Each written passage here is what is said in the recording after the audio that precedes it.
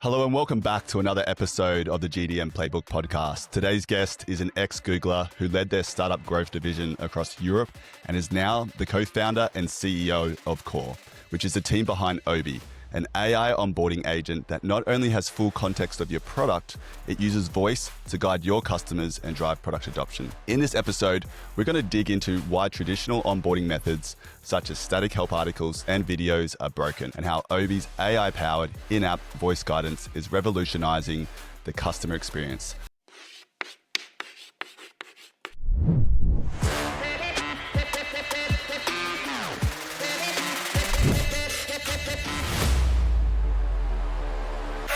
Mantis, welcome to the podcast. Good to have Thanks you on for board. having me here. My pleasure. Now, let's dive in. If you can just start by walking us through your journey so far, and love to hear your experience working for Google and what that was like. Oh, sounds good. That's been a while ago right now, but I was born in a small country, northeast side of Europe called Lithuania. At a time when I was actually getting its independence, it was an interesting time. You know, I grew up in this generation. I was always looking up to the West and trying to figure out how to kind of, do things the way they did over there. So I guess that shaped my kind of worldview a fair bit, and probably, a big part of why I want to build like a world-class company and kind of think globally from day one was shaped in those days. I've actually, soon after I finished school, I went to the UK to studied cognitive sciences. Over time, realized that academia is not for me, and then chose to build a career in sales and marketing. Google was my first real job out of university, which was a great experience. Like in those days, Google was the place to be. That's where you wanted to be. So it was just like amazing experience to see how companies like that operate. But also got a bit lucky because I was pulled into this team that was set out to figure out how we can build a scalable business in what Google called the emerging parts of Europe, but those were just small countries within Europe where Google couldn't afford or wouldn't want to have an office in there. And obviously the natural decision was to focus on the companies that would be from those countries but could scale internationally, tech companies and other scalable businesses. And this was my first exposure into startups and startup industry. And, that's when I caught the bug, got a chance to work in the early days with companies that are now multi-billion-dollar companies and kind of see their journey from those days. So I think that was also a big inspiration behind me eventually going and working at startups and now having my own startup. So cool. And I guess, what were some of those lessons that you learned through that journey, whether it was from your time at Google or even some of the other ventures or businesses you were a part of? Yeah, good question. Quite a few. It's been quite a journey. I think on the more inspirational side, that's something that stuck with me, was realizing that people that build these international, big, fast-growing companies are in some ways no different than, you or me. At some point had an idea, had an ambition, and put a lot of hard work and never gave up and kind of got to that point. So some of the most inspiring stories and founders that I know still come from those days, not even Silicon Valley for me, for example. A good example is a company called Nord Security. That's the company behind NordVPN and a few other cybersecurity brands. I met the founders of that company when they were, I think, just 20 people in an office that was an apartment, effectively. And I've seen how they've kind of built that business through the struggles without any VC backing from a country that was not known at that time as being a startup hub, to now, generating, I think, over $1 billion in revenue and being perfect, like, case example even to the, most famous Silicon Valley names. So seeing how those guys build that company from where they started pretty much, against all the odds and where they are right now is inspirational. And it shows that, if you put hard work and you push hard and you work for many years without, taking time off, like, those things pay off, and that's what I've set out to do right now. So that's on the inspirational side, but there's obviously a lot of tactical learnings along the way, from like seeing those companies growing from a product to a few initial markets to eventually kind of scaling globally and becoming those big success stories. And you mentioned these tactical insights that you did learn throughout your journey.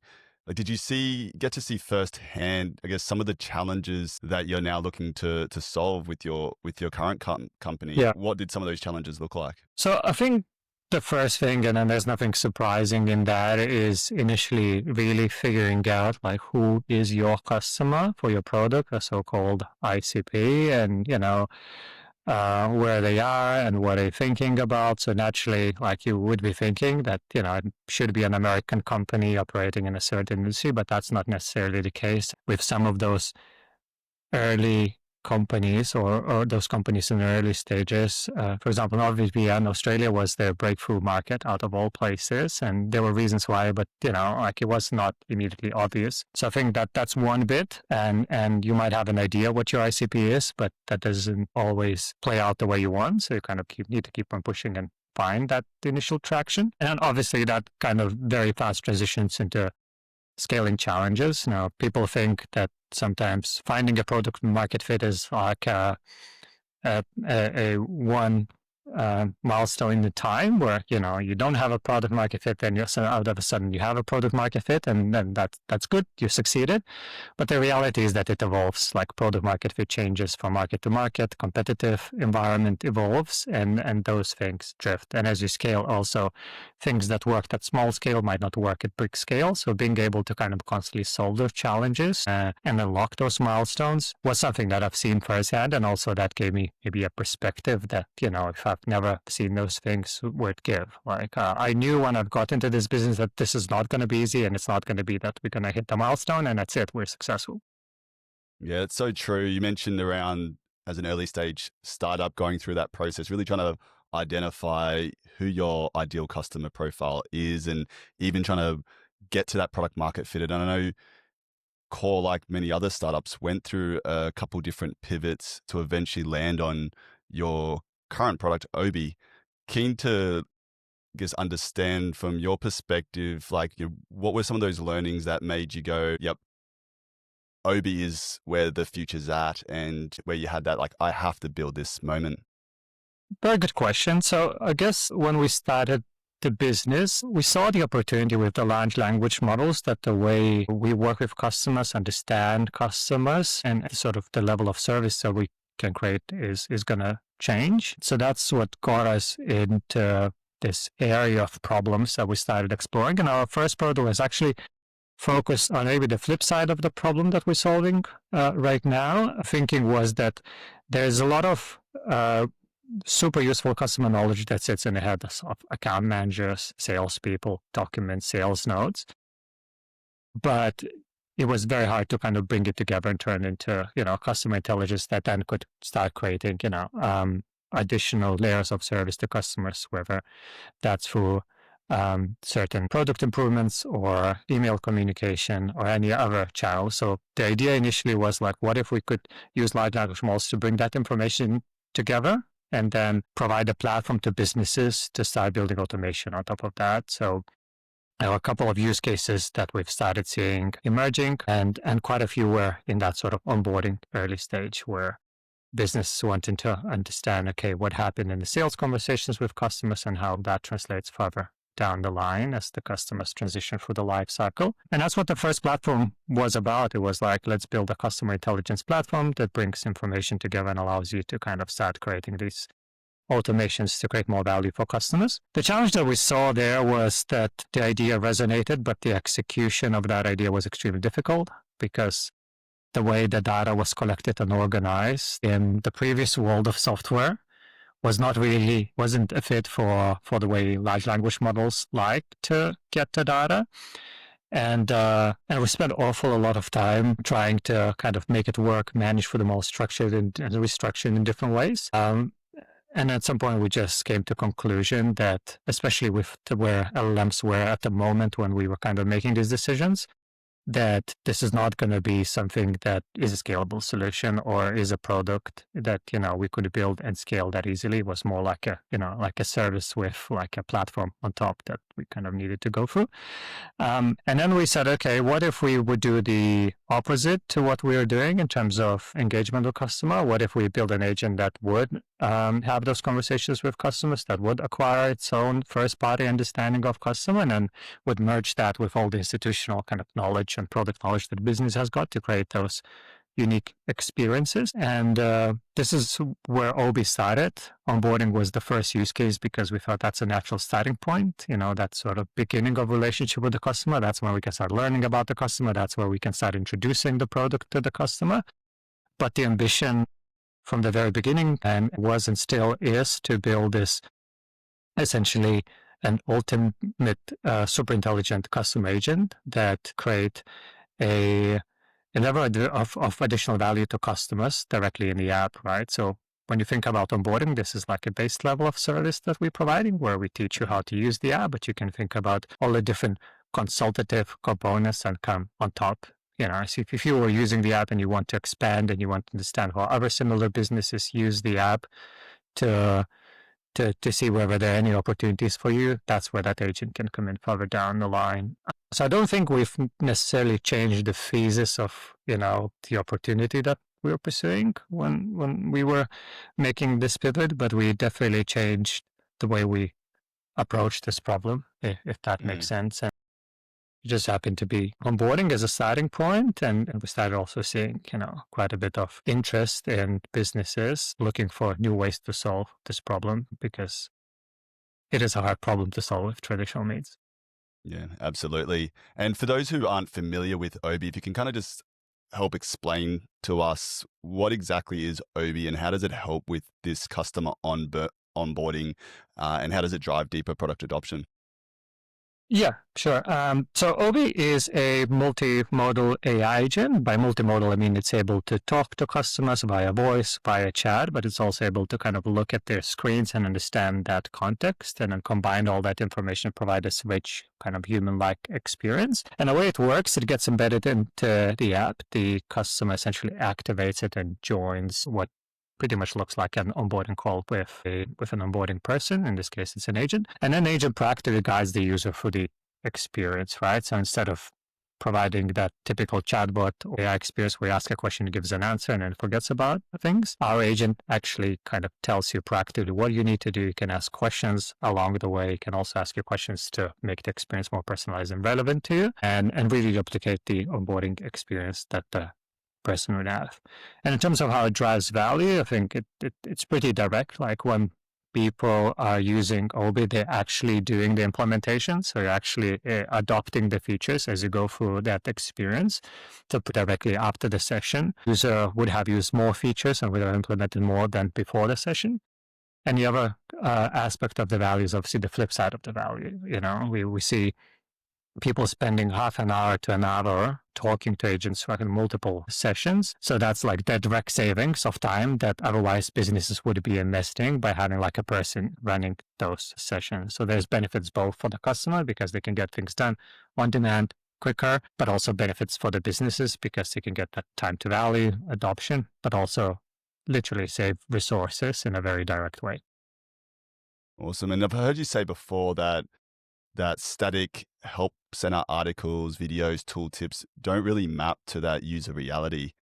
What can a voice in product agent do that those other methods can't do? Good question. So I think there's a couple of problems with traditional ways of doing this. One is obviously when you create a video or a help center article and you want to kind of expose the customers to all this learning experience, that's a lot to absorb. Like you typically have like 20 videos, hundreds of articles, and it's hard to understand what's relevant for you and where you should start. And you typically are not using just one software product. So you have, 20 software products time, all this education you need to do, which is quite overwhelming. Now, when you talk to the agent, it pretty much comes with, the experience that you need to be trained on to you. And, it kind of digests all that information, provides to you via conversation, which is just like easier, more natural way of learning. So I guess that's one. Number two, obviously when you're watching a video, you can't ask questions. The video can't just suddenly, respond to the feedback that you gave, or slow things down or speed things up depending on your level of sophistication within this app. While when you're talking to the agent, it's able to literally react to how you are learning and kind of, adjust to you, but also give you answers on the go, even if they were not kind of part of the initial training. And I think the last component is, and what we're seeing with businesses over and over again, that it's extremely hard to maintain those educational resources because apps evolve, and now they evolve even faster because the coding is much faster. Everybody's shipping much more features. So a lot of times businesses can't keep up with maintaining those resources. So customers get literally exposed to outdated information, and they kind of have to make sense themselves of what's still relevant, what's not relevant, what changed. And some people do that. Other people just contact support, and then obviously that creates, downstream issues and additional resource requirements for the business. Now, if you just have an agent that you talk to, like, you don't have any of these problems because it already learned from all the information that you need to be taught on. So you don't need to search, understand what's relevant to you, what's not. It's able to adjust to you on the go, answer questions on the go, and also it requires much less maintenance than, traditional video or help center articles would require. One of the really powerful things I've seen with your product is that ability for the end user to be able to communicate back and forth. And like, I know even personal experience when I've tried to onboard myself onto a new software, and that company will, send you to their help center, or they might, just show you this video. And one of the challenges that I always find is, although that video or that static article might get you 80% of the way there, you always have these extra follow-up questions that you have based on those existing channels. You don't actually have the ability to ask those additional questions without submitting a support ticket and waiting 24 hours for a response. Whereas with Obi, you actually get that ability to ask questions in real time. So if you wanted further explanation or based on a certain scenario, from my understanding, Obi basically can answer those questions instantly. Is that correct? Yeah, absolutely. And, let's think about it. Like, you, I would argue, a pretty sophisticated software user. A lot of people in the world, they're much more intimidated about learning new software, and it's much easier to have a conversation than suddenly go for the learning experience. So that's one. And the other thing is also, historically, like, this high touch onboarding, businesses could only offer to their top accounts, and within those top accounts, only probably to like a handful of users. So right now we're going into the world where you can suddenly, that's not a constraint. So you can start creating these experiences to every single user, regardless of their size and its scale, and do that on demand, which allows you to, completely think about different way on how you expose the information about your app, your best practices to every single user on your platform. And that's something that the businesses probably have not even considered because that was just impossible. So they would create a video and they would expect it will do the job. I think it provides you an opportunity to think completely differently on not how you do onboarding, but also how you kind of educate your users along their kind of journey across the board. And you've mentioned the use cases where these AI onboarding agents are useful for. Are there any limitations where you still believe it still requires a human backup? That's a very interesting question. I think there's obviously like big part of the market where like there was not even an opportunity for a human backup, right? Outside of maybe like filing a support ticket and getting a transactional answer. So I think the agents are really good there because they can just expand on what people were doing and take, your best onboarding experience and then just scale it across your user base. So that was literally not possible. I think in terms of the experience where there is a human in the loop or there is that opportunity, I think there's obviously, when it comes to software, like deep troubleshooting, kind of technical issue resolution topics that are required, where a human needs to step in, coordinate with other teams in the business to resolve an issue that is maybe technical by nature. So for AI agents, at this stage where they are, it's a bit harder to do. And the other bit, I think, is important, and I think that's where it kind of brings in like the whole notion of people working with AI agents as opposed to one replacing the other, is that there's a lot of things where people are really good, but they just never had time to do, such as like building relationships with customers, trying to figure out new strategies and best practices, and they can educate their customers across the board. And a lot of times, like, customer success managers don't even have time to do that because they need to run these routine onboardings all the time, and they need to run these routine processes. So I think now with the agents, they can probably get a bit of a briefer, kind of, take a step and think about how they can be a bit more strategic with how they build relationships, but also how they kind of create new resources and new best practices that they can share with their customers. So I would be thinking about that opportunity that way, not in a way where you kind of, think about humans versus AI, because those two things, those two motions are very complementary. Yeah, I'm seeing that across the board with all AI agent applications where it's not necessarily there to replace all human initiatives. It's basically there as a co-pilot where it takes on all of those more simpler tasks to basically elevate what your human team can actually do and achieve and get onto, as you just explained. Now, keen to understand, like, how does Obi learn from uploading training videos and docs to how it actually absorbs how your product works? If you can just walk us through, how does these AI onboarding agents actually know how to guide a customer through your product? Yeah, absolutely. So we have two ways. One is what's available to customers right now, and another one is in the works. So one way is a video. You essentially take the same training videos that you already use with your customers, you upload it to the agent, and then from those videos, it learns a few different things.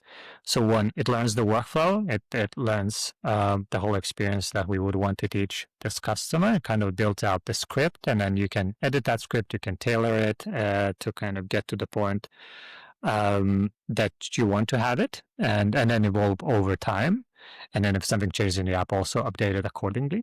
The other thing that the agent does is starts building its own knowledge base, essentially writing its own knowledge article. So if you have 5, 6, 7 workflows that it learned, it suddenly starts creating an understanding of how things work within the app. And the last thing that it learns is the navigation guide. So it pretty much looks at where things are in the app, where you click, and starts building its kind of own understanding how to navigate through the app. But the idea being is that the more of these training resources you create with an agent, the better understanding the agent has got of the app. Now, we also provide an opportunity to kind of connect your knowledge base. So that's for all the, fallback questions that we might not have covered during the training, so that you can go and kind of search that knowledge base and come back with the answer. So this is like the training set that it gets from the get-go. And now we also work an opportunity for agent to learn from the sessions themselves, particularly when it comes to learning about the user and what they want, and kind of remembering and having that sort of user memory that you can always kind of reflect on and make the experience even more relevant and personalized to the end user. Okay, so basically, as the AI agent starts to have these conversations with your customers, it actually learns and optimizes how it handles future conversations. Is that correct?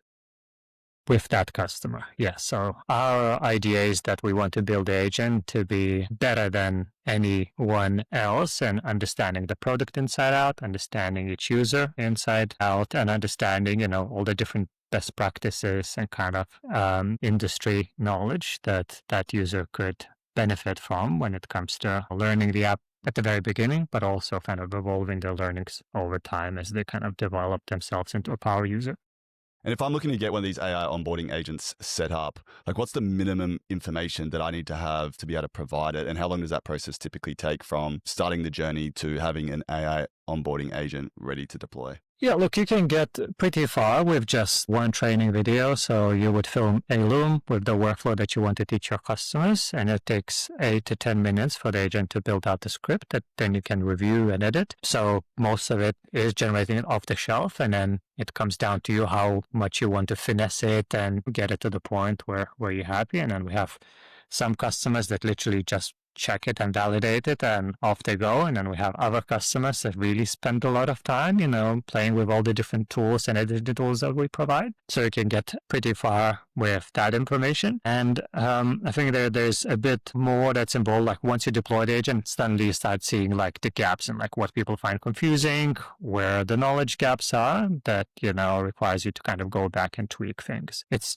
really, really interesting. Like, a lot of people tend to be very confident they know what the users understand easily and not, and then they kind of deploy this experience and see how it operates at scale, and then notice these things that are obvious in the hindsight, but maybe were not obvious at the very beginning. So I would say to get to the first part, to have something to deploy, you can do that easily in under an hour, and then over time you start kind of finessing that experience and evolving it as you see that sort of feedback coming through from every single session that we run. And the more you action that feedback, the better experience you get back. And if you can just walk us through some case studies of customers that you have, what did their scenario or their setup workflow look like before signing up to Obi versus what it looks like now? Yeah, so typically, we have two different segments. On one hand, we have more kind of earlier growth stage companies that are starting to think about onboarding and how they're going to scale it. And sometimes we have founders still doing the onboardings, and then they're looking essentially a way to scale themselves without necessarily hiring like a massive team of people. In other cases, we have a couple of people in customer success doing onboardings, but getting overwhelmed because there's just too much to do. And again, business are looking for more scalable solution. So for them, the main impact that we create is essentially directly offloading this work off someone's hands and still delivering the same activation implementation metrics, because as I mentioned before, like during the sessions, the user is not just being shown how to do things, they actually work with the agent to get things done. And for a lot of those businesses, there's also a side effect because we generate reports after every single session. If their products are still new, they still get to learn quite a lot about how their users interact with product, what they struggle with, what the opportunities to improve the product and processes around that are. So that's the first bucket of these kind of emerging companies that want to build their business in this more like lean, effective AI first way. And that's where we come in. And also on the other side, we have other companies that are a bit more established and they're looking for scalable solutions to extend high touch onboarding to their smaller customer groups. So those customers typically would either get group onboarding sessions or they would not get any sort of in-person onboarding. They would just be given their resources. And with us, they essentially are extending what they were doing with their top accounts into their smaller account segments. And the metrics are still the same. They're still looking at the activation, so how many people have progressed for the full experience and implement what was intended to implement during the session. Also, if we can deliver those activation metrics that they're seeing are on par with what they see the enterprise customers, but across the board, then obviously that's a huge value because they can see how much hours agents spend doing the job that otherwise they would need to recruit a person to do. So in both of the cases, we're really additive to the business. It's never seen like a team being let go because somebody implemented Obi, but there's those differences. The businesses come from a different perspective, both with an idea on how to build a more efficient and effective customer experience program, but with slightly different starting points. Have you been surprised by how customers interact with AI? We're still being surprised. I think one thing is like what we obviously intuitively expected because we built this product, but we keep on getting surprised by this, how long people spend on a call with AI. Like we frequently see hour-long sessions. Now, nobody will spend an hour talking to AI just because it's a cool thing. You would spend an hour with a human because maybe, like even if the session is bad, you just feel obliged. It might get lonely, but like it doesn't seem like they still use the software to get things done, right? Like so there is a productive aspect to that. And also, just like with yourself, like like a lot of users that we're seeing, they're not like what you would expect to be like a tech savvy person who just loves this AI experience. Like your users are coming from like pretty traditional non-tech backgrounds, and they spend all that time talking to AI. So that still surprises me, right? It's a hell of a lot of time to talk to AI. Probably we're creating value for them to kind of stay on for that long. So that's exciting. And then obviously we're also seeing how people interact with AI. And when we started off, it was always interesting to see that sort of experience where initially people are very shy and very careful, trying to understand what's happening here. And then at some point it clicks, and then they start talking to AI like a person. Like there's no difference between AI session and a session with a person. But there would always be that moment where the person like, oh, actually, this works like a person. I actually engage with this like a person. So those two things were surprising, but also encouraging. It's super interesting. And we've spoken a lot about how these AI agents can be used for onboarding. Is there any other use cases that you're seeing, whether it's for upselling within the application or making customers aware of new features that have gone live? Oh, 100%. And that's not even initiated by us. And probably should update our marketing materials accordingly. So we do have customers using us for ongoing education. We do have a customer that's using us to essentially teach their users how to make these like complex engineering designs. They're kind of mechanical engineering software that's used by people that are designing like air conditioning systems, plumbing systems, and they are using us to essentially educate the user how you create the system on like the Canvas-based app. It's not even onboarding, it's very much education. We also have now a couple teams exploring us in more like a marketing type of use case where they have a new framework or a new approach they want to teach their customers, and they want to teach them by getting them to do like an exercise and learn things that way. So in that case, you can think about us being used as essentially this like super personal webinar, if that makes sense. So the underlying kind of utility of the app of this being this proactive AI coach or educator is at the core. We've initially thought that, we'll start off with the onboarding use case, but we're seeing customers taking the exactly same experience and just using it elsewhere, which is exciting, but obviously makes our marketing and go-to-market questions harder. Definitely. And you mentioned before, you touched on before around how OB gathers insights from those conversations, whether it's feedback on the product, whether it's blockers on how to actually progress through the guide. How does it log, transcribe, and tag these sessions and give it back to the companies that you work with? And can you give me some examples of some of the information that it's gathered that has helped guide the product roadmap? Yeah, absolutely. So because we essentially having calls with customers, we do record and transcribe those calls, and then we use those transcripts to kind of turn those calls into structured insights. So one component we provide to the business, just understanding how far they've progressed through the session, where they've stopped, what was the issue, and then helps to both optimize the courses themselves, but also think about how they can evolve product experience. If the users constantly get stuck on a particular feature, there's maybe some opportunities on how you can evolve it to make it easier to use. We do extract those blockers separately, and we kind of provide you in the list if you want to kind of pass that to your product teams or store internally in your CRM to kind of have that understanding. We do provide that. When it comes to knowledge gaps, so for example, if OB is not able to answer a question during the session, we do capture that, and then we do surface that to you as an answer question, so you can kind of start also filling the knowledge gaps that might exist. And the last bit that we do is at the end of every session, OB asks how the experience was and if there are any kind of opportunities to improve, and in this way captures this more qualitative feedback about the experience, about the product. Different people kind of interpret that question differently. So this is a good way to kind of capture this qualitative feedback on product and experience as well at the very end. So that's how we do right now. We capture that experience, kind of structure it, and then with customers that use Slack, we send that to their Slack channel, so you can tag their product team members, add other people, and kind of comment and collaborate on that. But also the same reporting is now available in our admin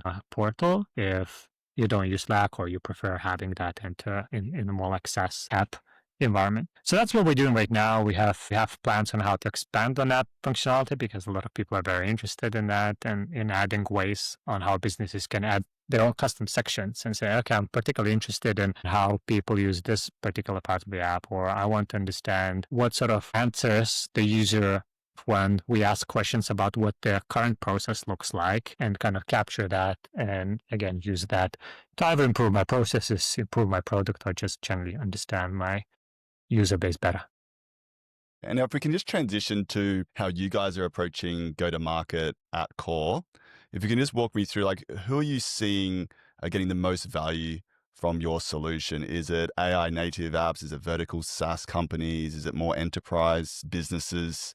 Or is it someone else completely? So it's a good question. I think we're still in the early journey of figuring out with some indicators that we're seeing, particularly in that sort of AI native and vertical SaaS segment. So the AI native companies find us particularly valuable because a lot of their onboarding and experience are very new. Like you need to write a prompt, you need to provide context to that. There's a lot of features that are typically new to people, and they need to educate those users.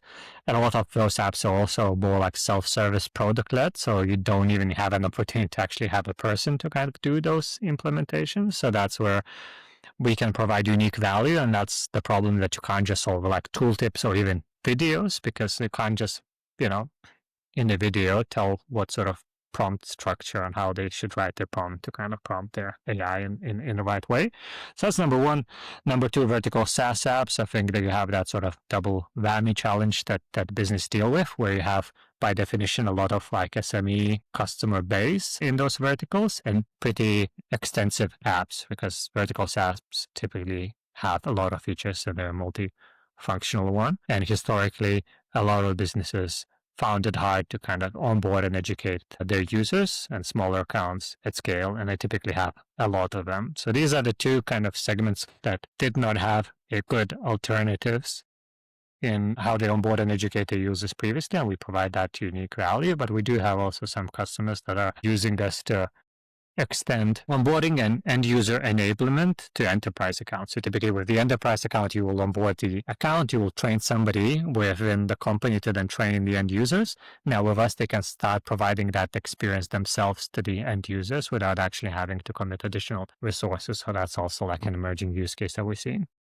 Okay. And like most AI native companies at the moment, you guys are relatively early stage with, I would say, limited resources compared to more established organizations. Like, how are you guys handling go-to-market, and what are you seeing from, I guess, a marketing perspective is working for you guys? Is it founder-led LinkedIn post trying to bring personal brand around the business? Is it more PLG, or is it more strategic partnerships or something else? Yeah, good question. So at this point, we don't have a self-service experience, so we can't really explore the PLG motion. We obviously, after seeing like some companies going like skyrocketing with that PLG motion, we'd love to get there. But right now, we're just super focused on onboarding every customer and providing them max support to get the most value from the product. And I think that's the right approach at the stage where we're in. In terms of our go-to-market, there's a few components that we've experimented with. LinkedIn posts and LinkedIn activity does work for us. I think it worked a bit better at the beginning of the year last year, and then I think now LinkedIn is kind of diminishing the organic reach that you will get, and expecting us to pay more to them. So I think that's just a natural evolution of like these channels. So we're still trying to figure out and evolve our strategy there. The other thing, referrals work very well for us. We have a pretty unique product solving a pretty pressing problem. So we do get a fair bit of VC referrals. Our customers refer us to their peers. So that's super helpful. That's obviously the best customer acquisition strategy if you can execute on it and scale it.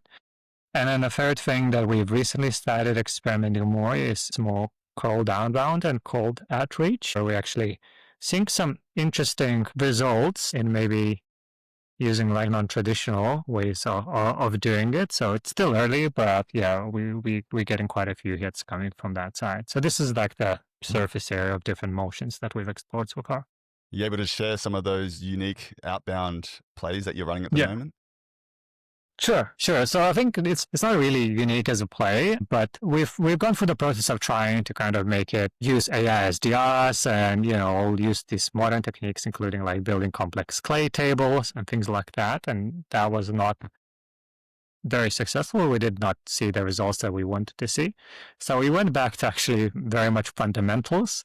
And we started building and concentrating a lot on creating super detailed segments of our potential leads that we want to target. Like thinking about, okay, let's think about the customer success leaders that have joined the companies within our target segment in the last 3 months. And let's say, let's look at those that are hiring team members at this stage, like what's relevant for them, what's important for them, how we can position for them. And let's create a template, like your good old school high first name templated email. But instead of trying to use some fancy AI personalization and things like that, which we did not see working, try to make that template super relevant to that segment. Yeah, interesting. And So have you like a lot of these detailed segments, but super templated approach per segment. And that's actually working for us really nicely. Yeah, that's interesting. So you found when you went personal, it didn't work as effective as going back to that traditional personalization of hi John and creating specific templates per target segment. Correct. I'm actually I have a lot of contrarian view on personalization and hold this AI hype around personalization. I don't think that buyers care about personalization. Like you don't wake up waiting for a personalized email from a seller to you. You wake up waiting for a relevant email that solves your problem from a seller from you, right? Mm. And with that thing in mind, personalization or the way AI does that is a bit counterintuitive because you can't control really the words that go in. You can't control the positioning because AI is kind of, figuring a lot of that stuff out. And if you're trying to essentially take a very broad segment and personalize to them, you get the shallow personalization that, like just send a template next time. It's probably equally effective. Now, if you take this approach and take a step back and say, okay, we can probably segment our customers in detail and think about what are unique problems from each segment. Email might not look the most creative email, but can be super relevant email. Mm. And in my experience and my fundamental belief, relevance always wins over personalization. So we just double down on relevance. Maybe at some point we'll start adding AI sprinkles on top of those super relevant templates. But we believe that you win on segmentation and relevance, not personalization. Personalization is nice to have, even if you need it. I don't know if you even need it. That's interesting. So you're looking to do outreach at a timely manner to those based on those signals around, there's a newly appointed customer success leader. They're hiring more customer success managers within that company, and then making sure you're segmenting your customer base and then coming up with these personalized templates that speak specifically to the pain points that you know about that target is working most effectively. Correct. And sometimes it's signal driven, sometimes it's just user profile driven. Like if signals are available, that's great, but there's only so many people that join companies in particular roles over this period of time. And sales is still a numbers game. You need to reach a fair bit of people to get the outcome. So we always love to have signals when they're available, but if not, like you take one step back and you think about, okay, what is this person in this particular role would be struggling with or would be thinking about at this stage, and how we can position ourselves within that context in the best way possible. And it's not something that you have an answer for from very beginning, but then you can start experimenting and kind of evolving your messaging and building from there in a much more controlled and tested way than you would with, just letting AI loose and hoping it will figure it out. In reality, it won't, because that's not how this technology works. Yeah. And when it comes to pricing strategy, you guys have landed on a usage-based pricing model like a lot of AI native companies have done. How did you land on that pricing model? Well, I think we went through thinking about a few different things, and trying to think, well, how we can make this strategy work, but still have it digestible to the buyer, right? So thinking like pure usage base with uncertain spend is something that doesn't really work very well. It's very hard for buyers to get their head around that. And also it's very hard for buyers to convince their CFOs and whoever's making the decision on having this open-ended approach. On the flip side, like obviously seats is the most certain way of selling software. Everybody's familiar with that. It's easy to budget for, but like for us, seats don't work because you buy one agent, an agent does the job and it's scalable. So we need to find somewhere middle ground. So we ended up creating usage-based bundles that geared towards like the usage that we would expect from the company of different size. So if the company is smaller, we estimate that typically they would have that sort of usage, and we price it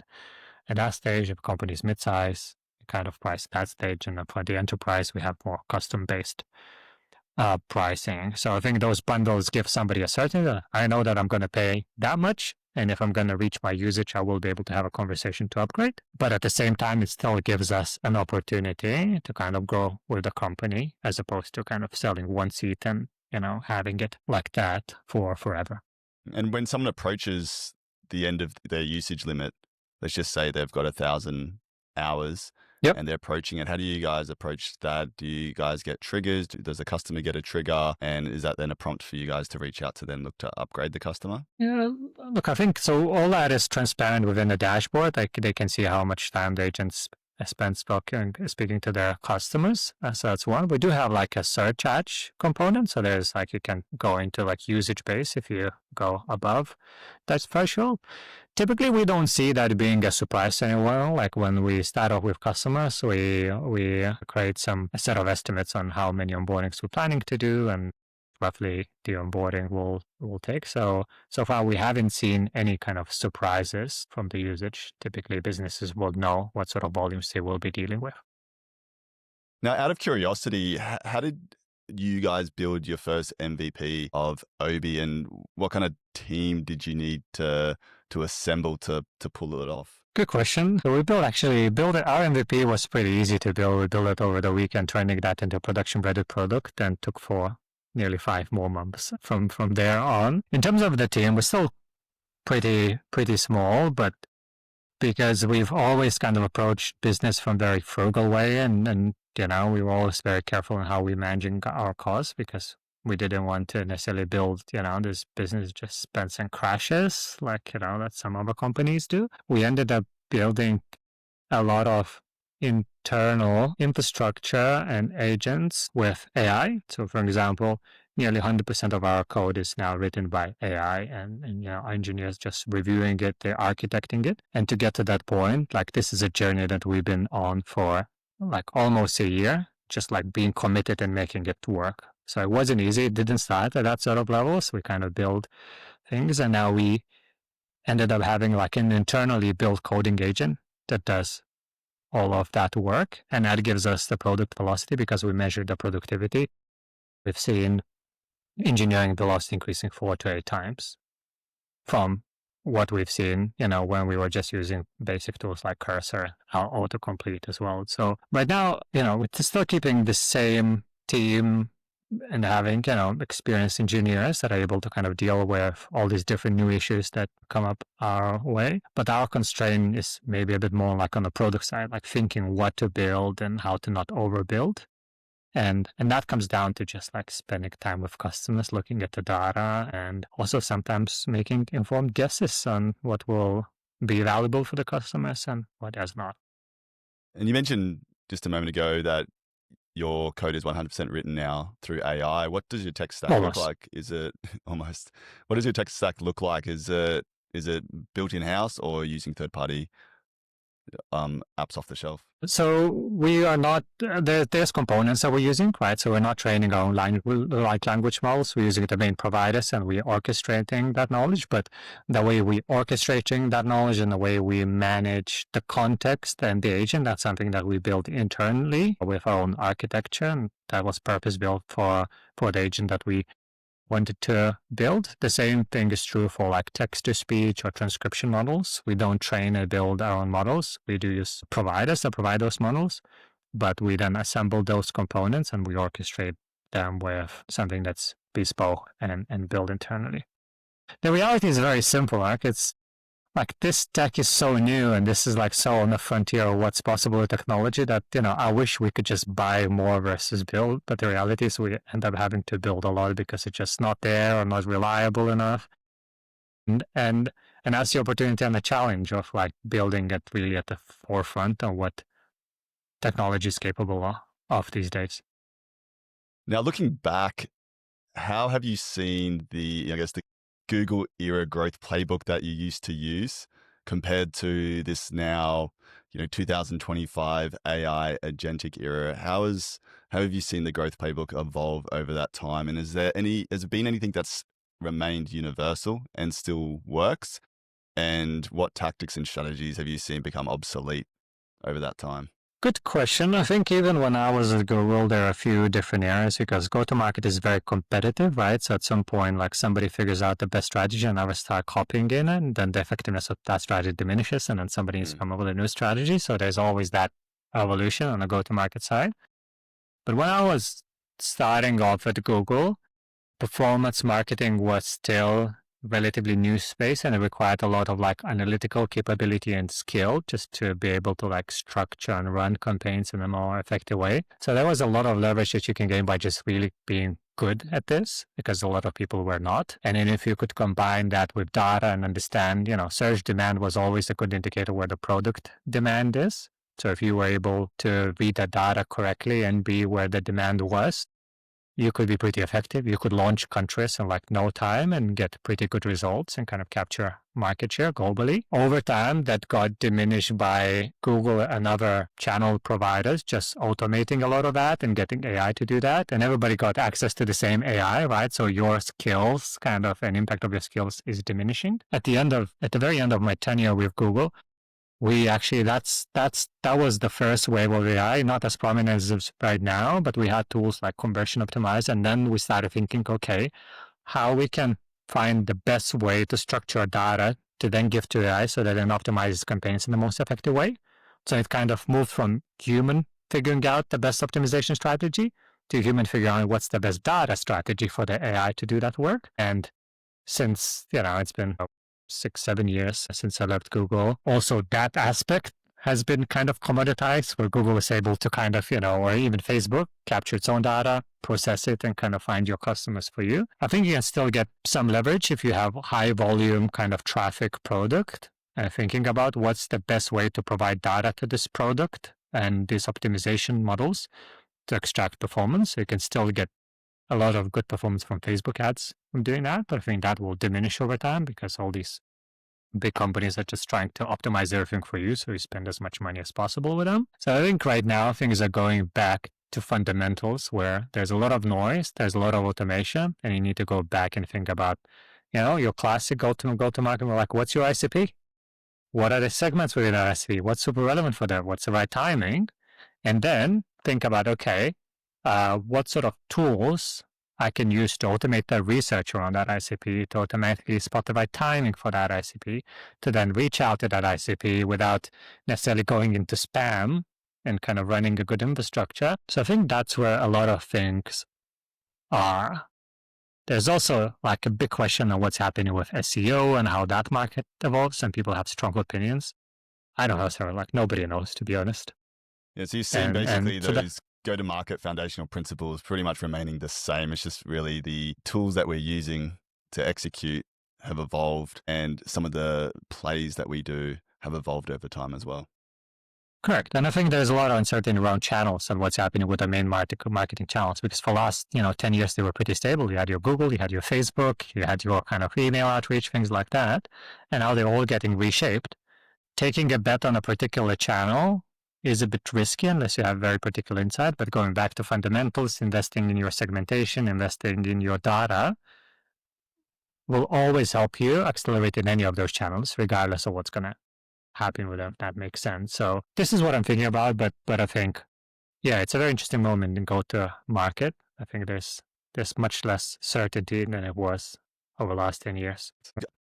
Now, if we transition into your capital raising experience, I saw that Core's growth now being fueled by early backing from Archangel Ventures and Rampersand, which are two firms with a strong track record of spotting breakout tech. If you can just walk us through, how did you position the round from a traction, vision, and product perspective, and what do you feel ultimately led to them taking a bet and backing your vision? Yeah, good question. It's always hard to comment on what exactly got people through the line. There's a lot of moving parts typically involved, but when we approached our fundraising and our story, there was a couple of things that we had absolute confidence in, and we thought that we need to build on that. So one, we were absolutely clear that the problem that we're solving exists in the market, and it's a very widespread problem, right? And I think that became very apparent to the investors when they did due diligence and spoke to potential customers, even their network, when, like you go and speak to the customer and say like, yeah, that's definitely a problem and it's not solved. So obviously that gives confidence to investors that it's not something that's made up or there's no opportunity in the market for what we're doing. The other thing that was obviously helpful is that we did have an MVP and we did have a version of a product before we've gone to the market. So that kind of proved the point that we can build with this, emerging technology and build successfully, and it's working even its early stages. There was an interesting moment with one of our investors when we actually demoed to their portfolio company, and we filmed that demo and shared with them, and then that portfolio company ended up sharing it with the investor, and a kind of demo started circulating within the fund to kind of show what's possible. They've got interested in the product by seeing what it's capable of in a kind of very relevant context, not just the demo environment. And then the third aspect was obviously telling the story of ourselves and our backgrounds. Luke, my co-founder, has got a pretty unique but very strong technical background and ability to kind of build in from fundamentals in this kind of super rapidly changing like tech stack and world, and obviously had a lot of experience living the problem that we're solving right now, and also the broader vision of where customer experience is going with these AI tools, maybe beyond just like your simple email personalization or just like support ticket reflection, which we still believe in. It's a hard one to kind of get to and execute to, but I think that customer experience will look drastically different in the next 5 to 10 years than it looked in the last 20 years. And then we'll look back and then we'll think about, how the hell we did things like we did. A bit like, somebody will come to you, sell a product and say that we need to do an on-prem deployment. You'll say, like, I don't get this. Like, how is that even possible these days? I think, in 5, 10 years, we'll look back and we'll say how we've implemented the software and what sort of layer of services was available on software is just like so dated, because now I have this like layer of intelligence sitting on top of software and just like 20 times better to what it was before. And for any founders listening who may be going through their own capital raise, is there any learnings or advice you would give to them from your own experience? I think there's always like, differences from company to company, and then there's like market timing that becomes very important, but there's a couple of things that matter. Like one is obviously figuring out your story and being able to tell your story, and especially in these early stages. At the end of the day, things change, and, your ability to convince other people on that journey you're on is key. Number two, it's also a bit of a numbers game. You need to talk to a lot of people to find your first lead investor, and that obviously catalyzes the whole round. Hearing a lot of no's should be something that, you should expect. I think some people hear a couple of no's and then they stop believing themselves. That doesn't work. And in the third aspect, you need to find your people within the investor space. Like, it's not always about the brand of the fund, right? It comes down to the people, the exact partner that you're going to work with. And it's an important decision. It's important for you to find the right one, but it's also an important decision to think through what you're bringing on board as part of your cap table. And always, consider that you're not bringing like the whole fund on board. You're bringing a specific partner, and that partner will need to advocate internally for you. So it's always good to pick the right people, because if you pick wrong one, then obviously your experience can be very, very different. So we were just conscious of those things, but then invested time going to the market, putting the round together, finding our lead, and catalyzing the round to kind of get us where we are right now.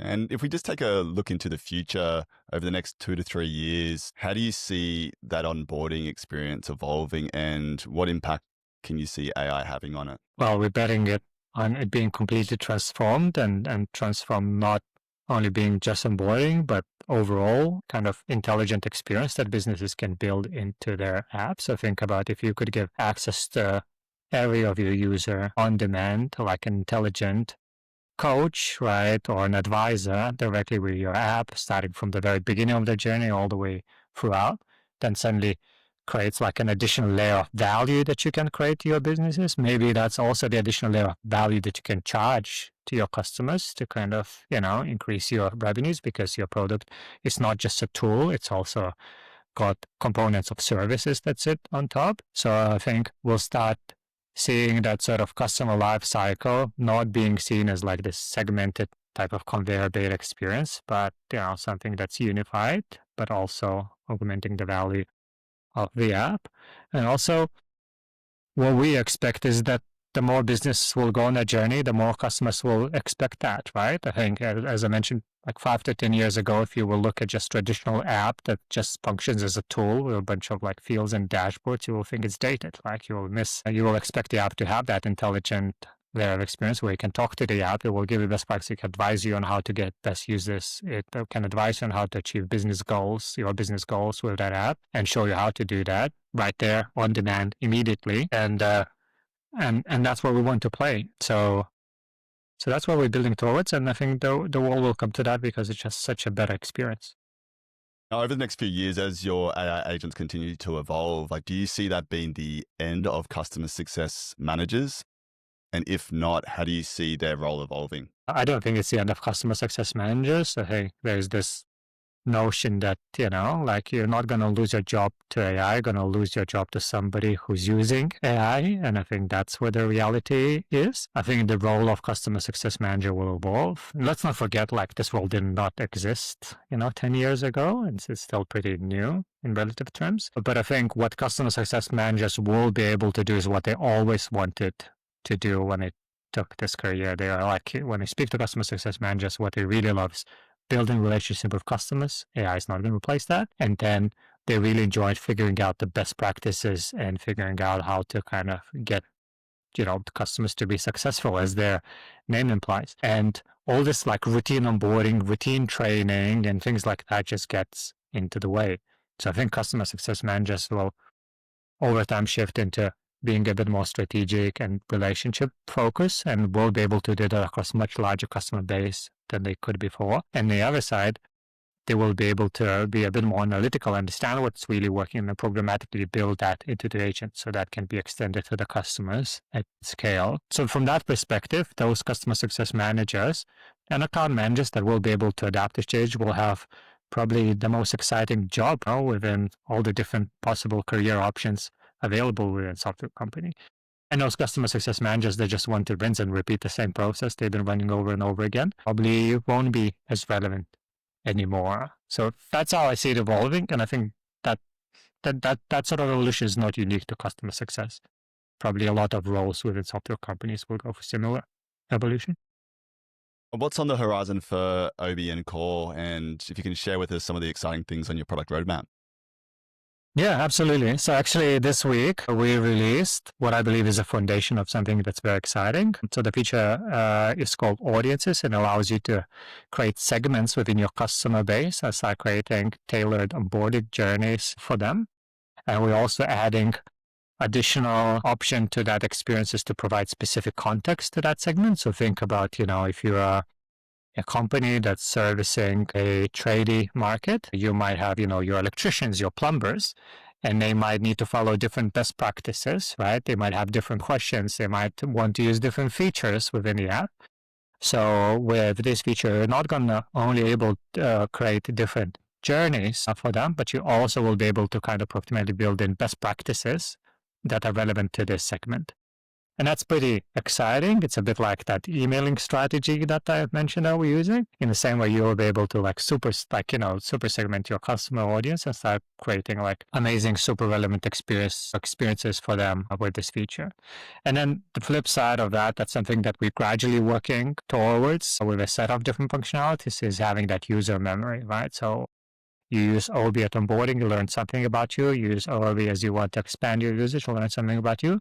And over time, it becomes super knowledgeable about you and the app and the best practices in a way that, if you were to switch to another software, you will lose like a material value of the software that was provided to you because of all that built-in knowledge. So that sort of user level memory is something that we've been investing up till now in, and we just want to obviously double down and at some point create this experience where you have that agent knowledgeable of the product inside out, knowledgeable of the user inside out, and then knowledgeable of what's happening in the industry and industry best practices as well. That experience becomes irresistible. Super exciting. Now, final question. If you could add one page to the GTM Playbook, whether it's a tactic, mindset, or principle, what would it be? Well, I think I'll add the old page of like focus on fundamentals as opposed to necessarily focusing what's hot on Twitter and the next best GTM strategy just for the sake of it. Because I believe like whatever happens with channels and technology will still comes down to how well you understand your customers, how deeply you segment them, and then how well you kind of gather your understanding and data around that. So I think those things will be increasingly more prominent. I'll probably see a lot of that coming into also a lot of those AI tools that started off with just personalization. I think we'll start seeing a bit more of those upstream functionalities.